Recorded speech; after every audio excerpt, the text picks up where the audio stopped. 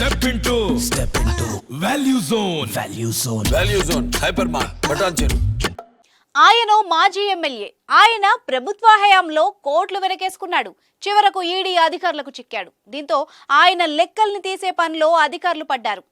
వివరాల్లోకి వెళ్తే హర్యానాకు చెందిన మాజీ ఎమ్మెల్యే దిల్బాగ్ సింగ్ ఇంట్లో ఈడీ అధికారులు సోదాలు చేపట్టారు. అక్రమ మైనింగ్ కేసులో ఈడీ ఈ సోదాలు చేపట్టింది. దీంతో ఆయన ఇంట్లో భారీగా నగదు, విదేశీ తుపాకులు, వందల కొద్దీ మందు బాటిళ్లు గుర్తించినట్టు అధికారులు వెల్లడించారు. ఆయన ఇంట్లో సుమారుగా 5 కోట్ల నగదు, విదేశాల్లో తయారైన తుపాకులు బయటపడ్డాయి.